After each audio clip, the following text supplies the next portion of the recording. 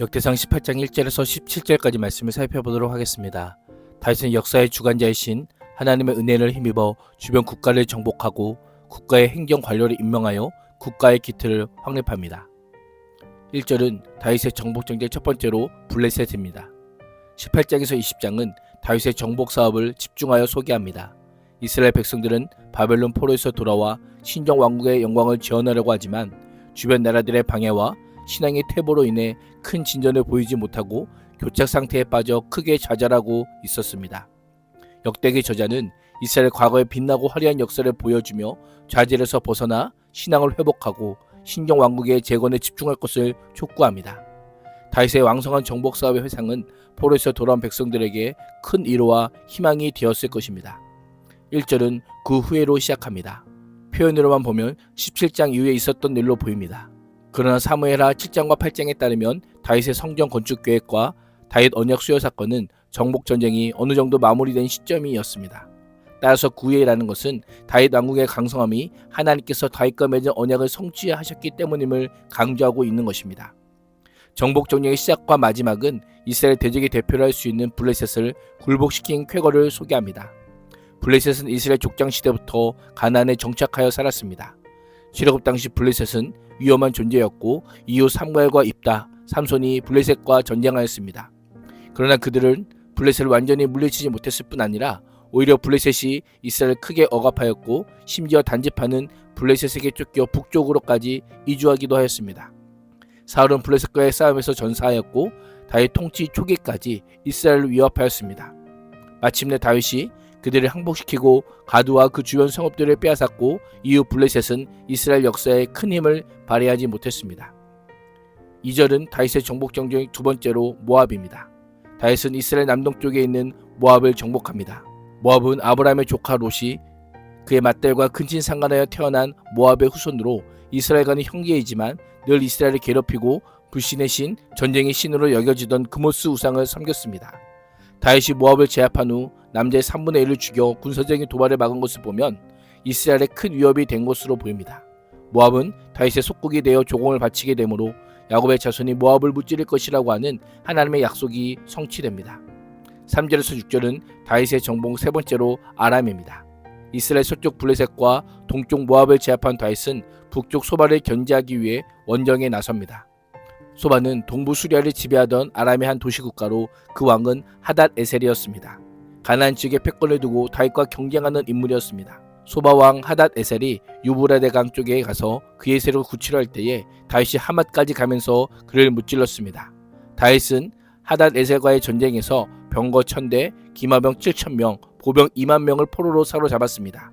또 병거를 끄는 말 가운데서도 100필만 남겨놓고 나머지는 모두 다리에 힘줄을 끊어 다시 사용할 수 없게 하였습니다. 다윗의 위세에 아람의 다메섹 왕이 소바 왕을 도우러 왔지만 참패하고 오히려 다윗은 아람인 2만 2천 명을 죽이고 다메섹을 차지하여 그곳에 주둔군을 두었습니다. 이후 아람 사람들은 다윗의 종이 되어 조공을 바쳤습니다. 6절은 다윗이 어디로 가든지 여호와께서 이기게 하시니라 라고 선언하며 다윗의 승리는 그가 어디로 가든지 구원하신 여호와의 공로임을 밝힙니다. 다윗의 승리는 하나님의 승리입니다. 그리스도인의 진정한 승리의 삶은 하나님의 통치를 받음으로 하나님께서 함께 하시며 승리케 하심에 있음을 기억해야 합니다. 7절에서 11절은 여호와께 성별하여 바친 노량물입니다. 당시 고대 근동에서는 전쟁의 승리를 신에게 돌리고 전리품을 봉헌하는 것이 일반적이었습니다. 다윗은 하닷 에셀의 신하들에게 금 방패들을 성읍 디아브과 군중에서 심이 많은 놋을 빼앗아 예루살렘으로 가져왔습니다. 이것으로 솔로몬이 놋 대회와 기둥과 놋 그물을 만들었습니다. 금과 놋은 훗날 성전 건축에도 사용되었습니다. 다윗은 선물과 조공도 하나님께 거룩히 구별하여 드렸습니다.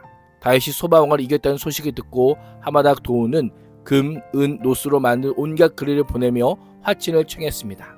이 선물들과 함께 에돔, 모압, 암몬, 블레셋, 아말렉 등 열방에서 빼앗은 은금과 많은 사유물도 기쁘게 하나님께 드렸습니다. 하나님께서 하신 것이라는 믿음의 고백과 하나님의 성전을 짓기 위한 준비였던 것입니다. 우리의 모습은 어떠합니까? 물질주의가 팽배한 시대 가운데 하나님께서 부어주신 은혜를 어디에 어떻게 사용하고 있습니까? 이방의 왕들은 다윗에게 전리품을 바치지만 다윗은 하나님께 바치며 하나님과 맺은 언약을 기억하고 신실하게 지키고 있음에 우리는 주목해야 됩니다. 11절과 13절은 다윗의 정복 정책 네 번째로 에돔입니다. 다윗은 이스라엘 동서북쪽에 이어 남쪽에 있는 에돔도 징벌합니다. 에돔 족속은 야곱의 형 에서의 후손으로 출애굽 당시 이스라엘은 에돔의 형제 국결을 생각하여 우호적인 태도를 취하며 그들의 땅을 경유하여 가나안 땅으로 들어가고자 했지만 에돔이 거절함으로 적의를 나타내었습니다. 그 후 수차례 이스라엘과 분쟁이 있었는데 아비새가 소금 골짜기에서 에돔 사람 18,000명을 죽이고 에돔에 주둔군을 두었고 마침내 온 에돔 사람이 다윗의 종이 되었습니다. 우리는 이 다윗의 정복 정책을 묵상하면서 다윗 왕국이 하나님 나라의 예표적인 성격을 가지고 있다라는 것을 기억해야 합니다. 다윗 왕국의 이방 나라들이 편입됐다는 것은 장차 완성될 하나님의 나라가 개방적이요 이방인들까지 포함하는 우주적인 나라임을 우리는 잊지 말아야 합니다. 역대기 저자는 6절에 이어 13절에서도 다윗이 하나님께서 맡기신 역사적 사명을 감당할 수 있게 하셨음을 강조하며 하나님께 공을 돌리고 있습니다. 14절에서 17절은 다윗의 통치와 내각 구성입니다.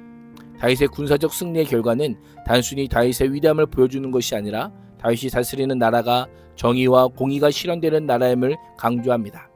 다윗이 다스리는 나라는 공의로우신 하나님께서 통치하시는 나라이기 때문입니다. 다윗은 백성들에게 공정한 재판장 역할을 했을 뿐 아니라 군사, 행정, 종교 분야에 전문 인력을 두어 효율적인 통치 체제를 이룹니다. 이를 통해 하나님의 승리는 하나님께서 다스리는 나라에서 이루어지는 공의와 정의, 조화로운 질서를 가져오는 승리임을 우리에게 보여주고 있습니다. 오늘 하루도 우리에게 승리를 주시는 신실하신 하나님을 구하는 복된 하루가 될 수 있기를 주님의 이름으로 축복합니다. 기도하겠습니다. 하나님, 승리를 주신 하나님께 전리품을 드리며 모든 영광을 드린 다윗의 길로 걷게 하시고 하나님을 알고 경험하고 닮아감으로 공의와 정의를 행하는 승리의 삶을 살게 하여 주옵소서. 예수님의 이름으로 기도합니다. 아멘.